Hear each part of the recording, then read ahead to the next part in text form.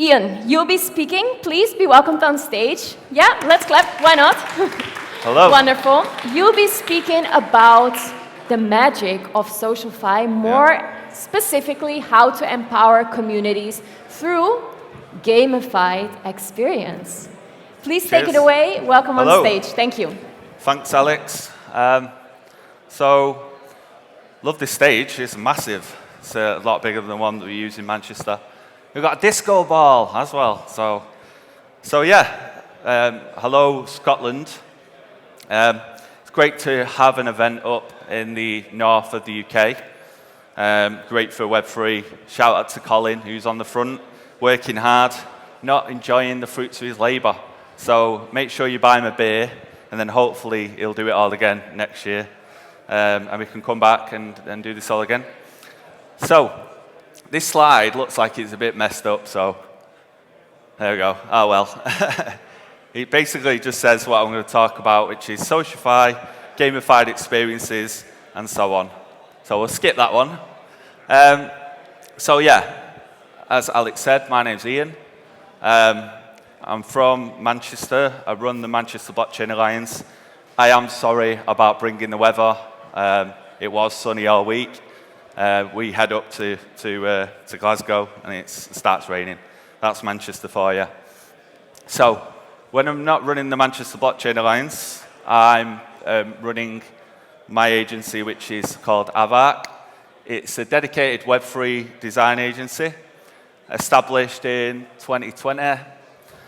And I've done 20 years in the design world, so bringing that together with Web3, I fell down a rabbit hole like we all probably did, probably about 6 years ago, found Bitcoin, found the meetups. And one thing I realized being in the room with those people was I was literally like the only designer there. Everyone was building, it was full of devs. And one thing I noticed was there was a massive need for user experience in this space. Everything was being built from dev first and then thinking about the user after. So what I did was started a dedicated Web3 design agency, as it says up there, and that was 4 years ago. And so, that's what I'm here today. I'm going to speak a little bit about some of the insights and design thinking that I can bring to the table from the agency. So at the moment, we're seeing a lot of shift from hype-led growth to product-led growth. So I'm going to explain a little bit more about this. We've got about 6 to 8 projects at the moment, just waiting for the right timing with the market. As we all know, we need this bull run to start and kick off.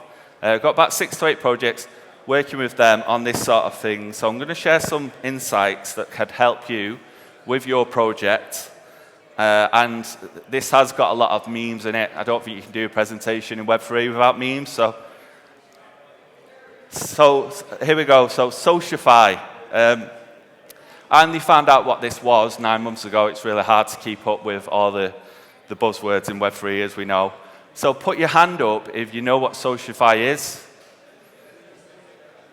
Yeah, a few more. Yeah. Okay. That's good. So ChatGPT says, and I'm going to read this, SocialFi, short for social finance, is a concept that merges social media, decentralized finance technologies, creating a new way for individuals to interact, share, and monetize content, which is interesting. So, Web3, power back to the people. I think that's why we all find Web3 fascinating, the idealism of taking down the big corps and decentralization. Being able to front run the big institutions and getting a fair crack at it. I think that's what we all love about Web3, and it's like a little secret club, isn't it? But not so secret soon. So what I'd like to do is focus on one area of SocialFi that's getting traction to illustrate where we are in this early stage of community-led growth. Airdrop farming. Yeah, so I'm sure everyone loves airdrop farming. So airdrop farming's got a bit of a bad rep, let's be honest. It's a bit spammy, lots of bots and so on, a lot of hashtags being posted. But we are still early in this process. We are seeing traction with these things, and it will evolve. What you've got to do is look at these things and the traction and think, how can we make this better? We were just speaking last night about hamster combat on Telegram. I'm sure you've all seen that, these click games. You had Steppen as well. Because it's such just a user pattern that anyone can do. And that's good UX, and that's why that's getting traction, essentially. But what we've got to do, with good design thinking and user experience, and us all working to evolve this, it will move on. So this is a graphic that I did, just to sort of illustrate how airdrops have evolved. So in September 2020, we had Uniswap, which was like the big bang, essentially. I'm sure everyone remembers that day. One of the guys at work, I'm not going to name him, he basically made 2 transactions on Uniswap. He bought $50 of a token, Ocean I think it was. And he was running around like a headless chicken because he'd read that it was $800 for that airdrop. He tried to get it out. He was trying to sell it before it, ultimately he thought it'd dump. So that was the first one. That actually was the catalyst for the bull run too. Bitcoin's price just went parabolic, and I'm not linking those two together. It's just good timing, I think. Next, we've got applications, products, where you've got to engage with the platform a lot more than just buying a token once. You've got Blur and so on, and you've got to work hard to constantly be interacting with these platforms, adding liquidity, so on. You've all seen the videos on YouTube, how to get an airdrop with 5 minutes worth of work. You've all seen them. So I think since then, and probably around about now, marketing people have started clicking on to the fact that you need to focus on your community. Without the community of a product, you don't really have much. You need users. So people and products have started building up the Discords using third-party tools like Zeely and Galaxy, which you can integrate into your product. But they are third-party solutions. So the next stage, which I think you're going to see a lot of, is integrating these things into a custom gamified platform, bringing it all in-house into your own thing. So let's reframe airdrop farming. Let's look at it as brand loyalty, essentially. It's about being an early adopter and receiving rewards for helping the product launch, grow, and gain traction. It's like being an investor where your time and engagement serves as your investment. So imagine having 10,000 users, brand ambassadors out there working, and instead of 10, investors, if you like. And that, for me, is SocialFi. So, hype-led growth is dead. Traditional marketing fails in Web3. Influencer trust is dropping. Now, think of all these KOLs. Where do they all come from? There's loads of them. And the market's more competitive now. Something that was probably quite unique 4 years ago. There's probably 10, 20 of them now because that's what happens. Back 4 years ago, you could create a Twitter account, get some KOLs to pump it. You could put a promo video on there, have a bit of a unique idea, and that would probably be enough to get you through to your token launch, and it'd be sustainable for a little bit anyway.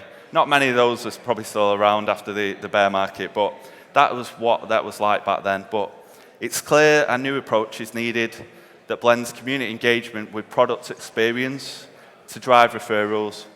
It's all now about community product-led growth.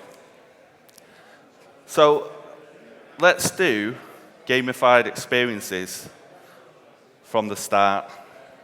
Let's take users on the journey, share the rewards, and build something with momentum. More organic, more growth. You can feed this into your marketing strategy straight away, and then that leads on then to your product launch and onwards. So another graphic here. So we've got a bit of a timeline. I just wanted to illustrate how this can run through in terms of a platform. So you make your socials because you've got a product now, and that's the first thing that everyone does. So you do your gamified social campaign at this point, and this is before your product launch, because what you want to do, you want to engage your community, and you want them to, connect the wallet and give them rewards, let them interact in a simpler way than your actual main product. But the good thing about this is it can actually run all the way through into your product launch. So it's not make socials, 1 year later, loads of hype on Twitter, then your product comes. It's too long. You've got to give something early on, and then that's organically going to grow into your actual product itself. So anyone can do this. Anyone can make their own gamified campaign. So this is one of our clients at Avark, and one of the projects that we've worked on recently. This is not financial advice or a shill. It is relevant, I promise. So Lingo is a real-world assets rewards product that acquires real estate, such as hotels. These assets generate returns, which are then distributed to the community to redeem real-life rewards. We work with them on creating a gamified airdrop experience. So, just for context, and just so we can show you how this played out, we just finished an 8-week campaign with them. The main key metric here, I think, is 150,000 email signs up in 2 weeks. And that was verified with Discord too, so it cut out all the bots. There was 10 million tweets, basically, in that period, because of the viral aspects of it, it just grew. I'm going to speak a little bit more about some of that in a second. And they raised 10 million off the back of this. They've already done raises before this, but this essentially helped them raise 10 million. They also, as investors and so on and partners were seeing the success of this project, it helped them onboard a lot of big brands to enable them in their products as well, which is to come. So here's some insights. Here's 5 key points we've learned to help you create your own gamified campaign. So, number 1, and I want to speak a little bit about brand story here. Everyone's got a brand, everyone's got a product, so you've really got to think about this and be creative. So in this instance, Lingo being, a travel sort of, you book hotels, you go on holidays, you use Lingo, you get rewards. We went with this travel theme. We created 5 different islands with different quests, different missions on there. We unlocked them along the way. It's an engaging sort of brand story that we tell. So make sure you've got a good brand story. If you're a DeFi platform, obviously a little bit harder, but I don't think that can restrict you. You can be creative with it and create a narrative around it, educate users about what your product does in a clever way.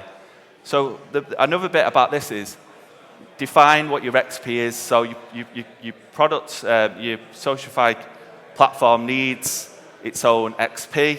This isn't your token, by the way.